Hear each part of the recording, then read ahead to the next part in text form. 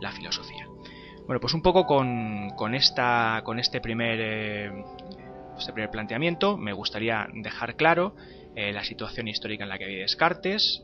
Además, por si fuera poco, pensad que el siglo XVII es un siglo complicado desde el punto de vista político. Está la guerra de los 30 años, que es una guerra que empezó por cuestiones religiosas y al final se convirtió en una lucha por el poder político en Europa.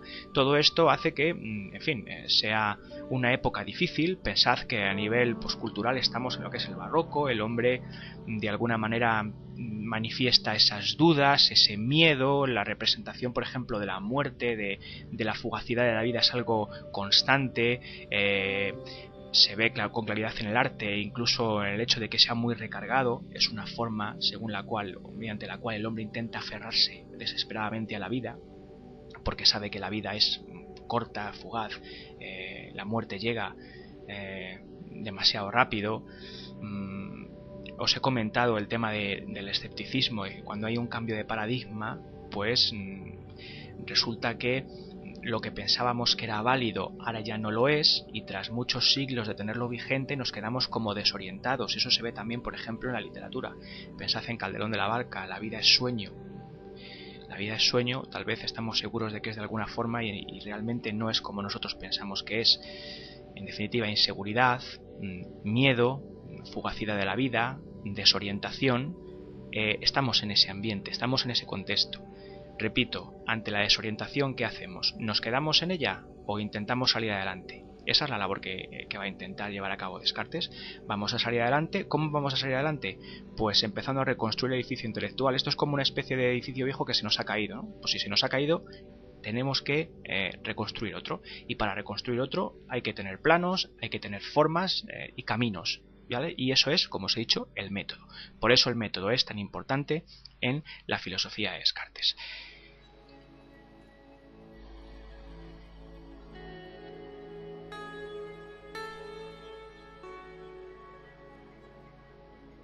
Una vez planteado el contexto, empezaremos diciendo que Descartes pertenece a una corriente filosófica llamada racionalismo.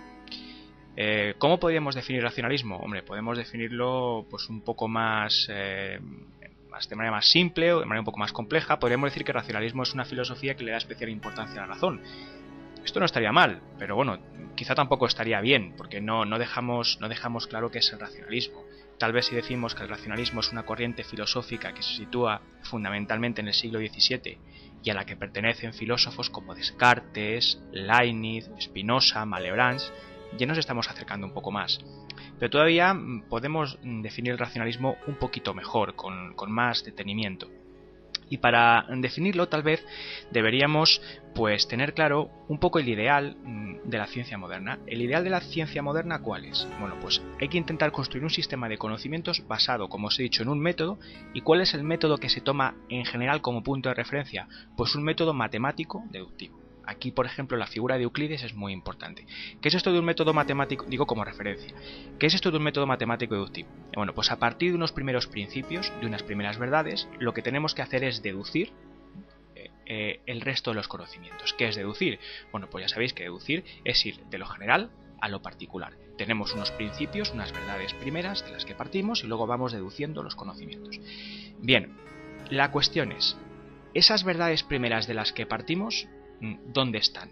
¿Cómo accedemos a ellas? Bueno, pues el racionalismo deja bastante claro que esas verdades primeras de las que vamos a partir para luego deducir el resto de los conocimientos están en nuestra mente, en nuestro propio entendimiento. Son, en cierto modo, innatas, connaturales a nosotros mismos. Bien, por ejemplo, el empirismo no diría esto. Podemos a lo mejor tal vez comparar empirismo y racionalismo para que entendamos un poquito mejor la diferencia. ¿Qué diría el empirismo? El empirismo diría que el conocimiento, o mejor dicho, la fuente y el origen del conocimiento está en los datos de los sentidos. Eso es el empirismo. El empirismo piensa que la experiencia es la base del conocimiento. Cuando digo experiencia me refiero a los datos de los sentidos. ¿Bien? La vista, el tacto, el oído, etc. Sin embargo, para el racionalismo no. Para el racionalismo, los conocimientos o la fuente y el origen del conocimiento están en la propia razón. Y si hablamos de la experiencia, bueno, pues a lo mejor no es ni necesario acudir a ella salvo en momentos finales del desarrollo del método, pero no en un principio. Así pues, como ya hemos dicho, racionalismo, corriente filosófica del siglo XVII, fundamentalmente en el continente, ¿eh? O sea, cuando hablo de continente hablo de Francia, hablo de Alemania, hablo de Holanda. Curioso, porque en el empirismo no es así. En el empirismo veréis cómo la mayoría de los filósofos que están relacionados con esta corriente filosófica pueden ser Berkeley, Locke, Hume. Vais a ver como todos son de las Islas Británicas, es una cosa curiosa. Pero bueno, en cualquier caso, habíamos dicho racionalismo, corriente filosófica del siglo XVII, que piensa que el origen en nuestro conocimiento y la fuente está en nuestra razón. Y repito, esas ideas y principios a partir de las cuales luego vamos a deducir el resto de los conocimientos son ideas y principios que están en nuestro entendimiento, en nuestra propia mente, no los sacamos de la experiencia, ¿vale? Y en ese sentido, de alguna manera, podemos decir que, en cierto modo, son innatos.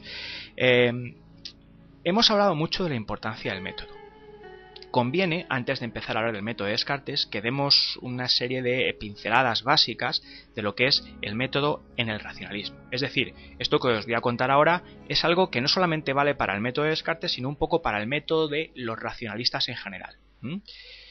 Pensad que la idea que se maneja en la época es la de unificar todas las ciencias. Es decir, la sabiduría humana es única, se puede aplicar a diversos objetos, a diversas ramas, pero en el fondo es una única sabiduría. Bien, si la sabiduría es única, la primera conclusión que vamos a sacar es más o menos lógica, ¿vale? Si la sabiduría es única, pues el método también es único. Ahora, tenemos que intentar buscar el mejor, pero es único. Y ya os he comentado antes por qué el método es importante, pero si el método debe ser único, hay que buscar el mejor. ¿Por qué? Porque si los seres humanos somos seres racionales, no tiene sentido pensar que unos tienen más razón que otros. Cuando digo que unos tienen más razón es como si unos fueran más seres humanos que otros. Es decir, si la esencia humana es la razón, por ejemplo, lo que nos diferencia de los animales, no es posible que un ser humano tenga más cantidad de esencia humana que otro. Bien, pero ¿por qué unos hombres demuestran en la vida mejores capacidades, mejores resultados? ¿Por qué? Pues si no puede ser porque tengan más cantidad de razón, solamente puede ser porque usan un mejor método. Así que si queremos tener buenos resultados ya podemos aplicarnos a buscar el mejor método posible. También tened en cuenta, os recuerdo, que el ideal del método es un método, para el racionalismo sobre todo, matemático, deductivo. Además, tenemos que tener en cuenta que en este método hay dos modos fundamentales de conocimiento. ¿A qué me refiero? Vamos a ver. Cuando digo dos modos, quiero decir que hay dos momentos. El primero de ellos, ¿cuál es? La intuición. Y el segundo, la deducción. ¿En qué consiste la intuición? La intuición consiste en captar intelectualmente esos primeros principios de los que tenemos que partir. Es como ver algo, pero no verlo con los ojos, sino verlo con la mente. ¿Qué captamos en la intuición? Esas ideas o principios o verdades primeras de las que vamos a partir para luego deducir el resto de los conocimientos. Una vez que tenemos intuidos esos primeros principios, ¿qué hacemos? Efectivamente, el segundo paso es la deducción. Como ya os he dicho, a partir de ellos deducimos, vamos de lo general a lo particular, deducimos el resto de los conocimientos según los pasos que nos indicará el método. Pero no solo el método tiene dos modos o momentos fundamentales, también tiene dos características muy importantes. ¿Cuáles son las dos características que no tenéis que olvidar nunca? Pues el método del racionalismo hay dos características esenciales que son, en primer lugar, la primacía epistemológica de lo simple. ¿Qué quiere decir eso de la primacía epistemológica de lo simple? Quiere decir que tenemos a la hora de conocer que buscar o que intentar partir siempre de lo más sencillo, de lo más fácil.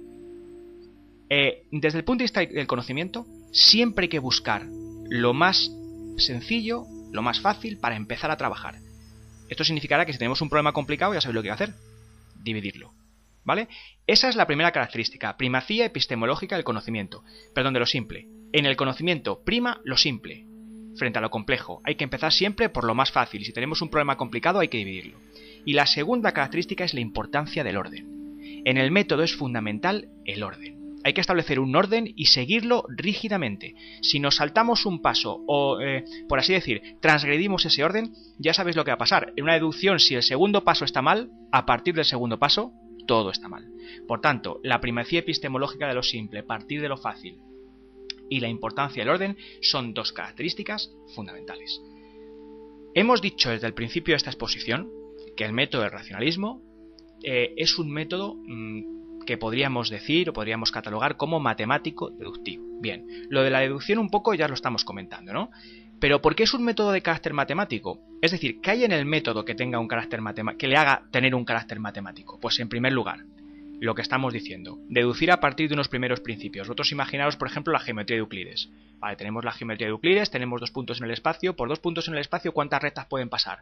Vale, una. Y si trazamos un punto exterior a esa recta, ¿cuántas paralelas? Vale, pues una paralela, ¿no? Es decir, a partir de principios vamos deduciendo, y en ese sentido este método es heredero del método de Euclides y por tanto podemos decir que es de carácter matemático. Pero no solo por eso, también por una segunda razón. ¿Cuál es la segunda razón? Pues que para el racionalismo y la forma que tiene de concebir su método, piensan, creen o entienden que el ámbito de la razón es necesario. ¿Qué quiere decir que el ámbito de la razón es necesario? Pues que verdades que establece la razón son así y que no pueden ser de otra manera. Si yo digo que un triángulo tiene 3 ángulos, eso no es así ahora, ni dentro de 5 minutos. Eso es así siempre. Y si digo que los 3 ángulos de un triángulo valen 2 rectos, 180, 90 y 90, es así, y tiene que ser siempre así. Así que cuando digo que el ámbito de la razón es necesario, significa pues que hay unas verdades que son así, que no pueden ser de otra manera, y que los razonamientos se irán desarrollando como una cadena en los que unos eslabones van enganchando necesariamente en otros. Es como si tuviéramos un camino que debemos seguir ineludiblemente para que pues el desarrollo esté bien hecho. Así que llevamos 2 razones, luego las vamos a repasar todas un poquito así a modo de resumen más rápido. Tercera razón por la que el método es de carácter matemático. Bueno, pues en los racionalistas, lógicamente en todos, se da, en general, una valoración muy importante del conocimiento racional y un menosprecio de la experiencia. Se tiende a creer, se tiende a pensar que la razón por sí sola es capaz de descubrir las verdades y los conocimientos que estemos buscando, y que no es prácticamente necesario recurrir en modo alguno a la experiencia. Esto pasa un poco en matemáticas. Si a ti en matemáticas pues te dicen pues que tienes un ángulo recto, no te hace falta coger el portaángulos para medirlo. Tú sabes que son 90 grados y punto. Pues en ese sentido. Y luego, por último, última razón por la que el método es de carácter matemático, por la primacía epistemológica de lo simple. Es decir, tenemos un problema, muy bien, es complicado, muy bien, hay que dividirlo, lo dividimos, y la idea de dividir es una idea claramente matemática. Así que, en conclusión, ¿cuáles son las razones por las que el método es de carácter matemático? La primera, pues porque a partir de unos primeros principios deducimos el resto de los conocimientos a modo un poco como la geometría de Euclides. 2. Porque el ámbito de la razón es necesario, hay verdades que la razón establece y que tienen que ser así necesariamente y no pueden ser de otra manera. 3. En la importancia que se da al conocimiento racional y en el menosprecio que se hace de la experiencia. Y 4. La primacía epistemológica de lo simple. Hay un problema, pues entonces lo que hacemos, sobre todo si es complejo, lo dividimos. Hay que empezar siempre por lo sencillo. Después de hablaros del método del racionalismo, vamos a empezar a hablar un poquito del método en Descartes. Es decir, es hacer más concreto lo que hasta ahora hemos visto de forma más general. Lo que hemos visto hasta ahora vale para todos los filósofos racionalistas más o menos, y lo que vamos a ver ahora ya es propiamente de Descartes. ¿Bien? Pues vamos a empezar con el método cartesiano. Bueno, el método de Descartes, para hablar del método de Descartes, tenemos que tener en primer lugar muy clara una idea. Es que el proyecto de Descartes supone la unificación de todas las ciencias en una. Es decir, todas las ciencias no son sino la sabiduría humana, que se puede aplicar a distintos objetos, pero que al fin y al cabo es una sabiduría humana y en el fondo es una sola ciencia. Igual que os decía antes, si la ciencia es única, pues el método también es único. Y aquí, por ejemplo, Descartes se opone a planteamientos como el de Aristóteles, para quien a lo mejor disciplinas como la geometría y la aritmética no tenían por qué tener el mismo método. Para Descartes toda la ciencia es una y al fin y al cabo es el mismo método el que hay que aplicar a todas las ciencias. Otra cosa es encontrar cuál es ese método, que es un poco lo que Descartes pues trabajó y buscó a lo largo de su vida y su labor intelectual. Ya os he comentado que este método es de carácter matemático. Evidentemente aquí Descartes de alguna manera está siguiendo a figuras como Kepler y como Galileo. La comparación que Descartes hace es que esa sabiduría humana o esa ciencia única es como una unidad orgánica. Es decir, podemos como modelo tomar, si queréis, un árbol. ¿vale? La ciencia sería como un árbol. El árbol tiene diversas ramas, tiene tronco, tiene raíces. ¿Cuál serían las raíces? Las raíces es la metafísica. O la metafísica, si queréis, la filosofía en sentido más clásico, es el fundamento, donde vamos a apoyar ese sistema. El tronco sería la física, y luego las ramas serían pues las diversas ciencias, otras aplicaciones que podemos llevar a cabo. El postcultural estamos en lo que es el barroco. El hombre de alguna manera manifiesta esas dudas, ese miedo. La representación, por ejemplo, de la muerte, de la fugacidad de la vida es algo constante. Se ve con claridad en el arte, incluso en el hecho de que sea muy recargado. Es una forma según la cual, o mediante la cual el hombre intenta aferrarse desesperadamente a la vida, porque sabe que la vida es corta, fugaz, la muerte llega. Hay que tener planos, hay que tener formas y caminos, ¿vale? Y eso es, como os he dicho, el método. Por eso el método es tan importante en la filosofía de Descartes.